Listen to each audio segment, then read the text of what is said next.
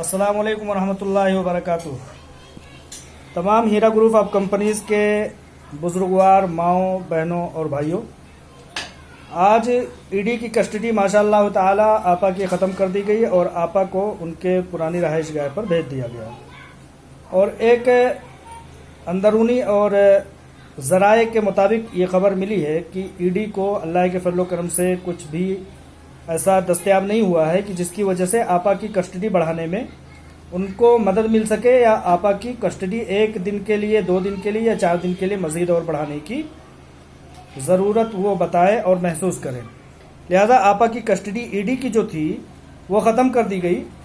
और आप लोगों के लिए इत्तला के लिए बता देते हैं कि जो प्रेस रिलीज़ की शक्ल में जो सर्कुलेट हो रहा था सोशल मीडिया पर, उसको ईडी ऑफिसरान के सामने रख दिया गया है एक एप्लीकेशन के तहत, एक एप्लीकेशन के साथ, कि इसको देखा जाए किस बदबख्त ने ईडी के नाम से एक गलत प्रेस रिलीज जारी करके लोगों को, हीरा ग्रुप ऑफ कंपनीज के लोगों को पैनिक करने की कोशिश की है।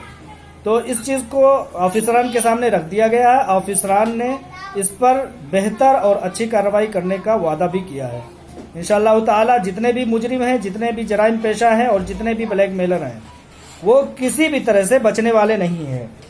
और मैं एक चीज़ और बता दूं कि पुलिस जो अपनी कस्टडी के बाद 90 दिन पूरे होने के बाद कोई भी चार्जशीट नहीं दाखिल कर पा रही है, वो ये मसला नहीं है कि वो नहीं दाखिल कर पाई या क्या है क्या नहीं है।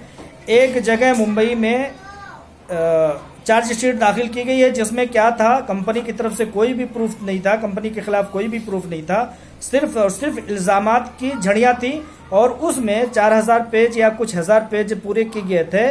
उसको कुछ इस तरह से किया गया था कि जो कंपनी का ट्रांजैक्शन का जो डाटा होता है उसी का कॉपी करके और अदालत में पेश कर दिया गया था। उसमें भी कोई इल्ज़ाम नहीं था। और उसके बाद जहाँ जहाँ भी आपा को कस्टडी दी गई, कस्टडी के बाद जहाँ जहाँ भी ज़रूरत पेश हुई कि चार्जशीट दाखिल किया जाए, तो आपा के खिलाफ, डॉक्टर नोहरा शेख साहिबा के खिलाफ, हीरा ग्रुप ऑफ कंपनीज़ के खिलाफ कोई भी ऐसा लफ्ज़ नहीं मिल सका कि पुलिस हजरात कोई भी ये समझ लीजिए कि प्रूफ या चार्जशीट में मेंशन कर सके। उसी का एक जुज़ ये भी है कि ईडी को भी कोई भी ऐसी चीज़ दाखिल नहीं हुई है, कोई भी ऐसी चीज़ नहीं मिल सकी है कि जो वो रिपोर्ट की शक्ल में कोर्ट में दाखिल कर सके। हाँ, 2 दिन 3 दिन के बाद उन्होंने वक्त मांगा है कि मैं दाखिल कर दूंगा। लिहाजा आज से ईडी की कस्टडी ख़त्म कर दी गई और आपा को एक तरह से बेगुनाह और साफ क्लीन चिट दे दिया गया। लिहाजा इसी तरह से मैं बताते चलूं कि तमाम जगहों से आपा को बेल मिल चुकी है। आपा को मुसलसल बेल मिलने की शुरुआत तो बहुत पहले ही हो गई थी। अब हैदराबाद में बेल मिलने की शुरुआत हो चुकी है और इंशाअल्लाह ताला 2 या 3 सिर्फ और सिर्फ हैदराबाद में बाकी है। वो भी चंद एक दिनों में एक एक्सपर्ट लोगों के और माहिरीन के और ज़िम्मेदारान के बताने के मुताबिक ईद से पहले उन सब में भी आपा को बेल मिल जाएगी और आपा ईद से पहले हीरा ग्रुप ऑफ कंपनीज और अपने घर में और अपने मेंबरान के साथ वापस आ जाएंगी।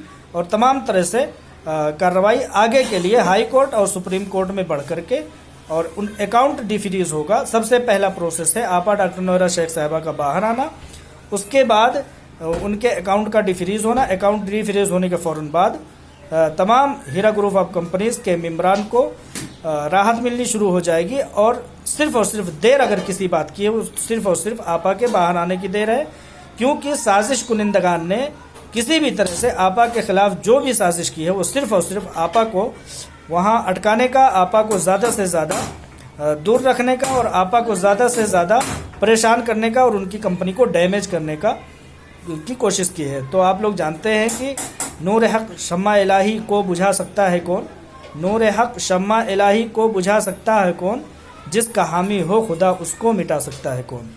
लिहाजा आप तमाम लोगों की दुआओं की बदौलत, आपा डॉक्टर नोहरा शेख साहिबा अपनी बेगुनाही की बदौलत वो बाहर आएंगी और इंशाअल्लाह ताला कल के बाद परसों इनका मुखिया जो है असदुद्दीन ओवैसी अपने अंजाम को पहुँचेगा और ये बहुत बुरी तरह से हार का सामना इसको होगा। और इंशाअल्लाह हम तमाम लोग अब यहाँ से खुशियाँ ही खुशियाँ मनाएंगे, ईद ही ईद हमारी होगी। अस्सलामु अलैकुम व रहमतुल्लाहि व बरकातुहू।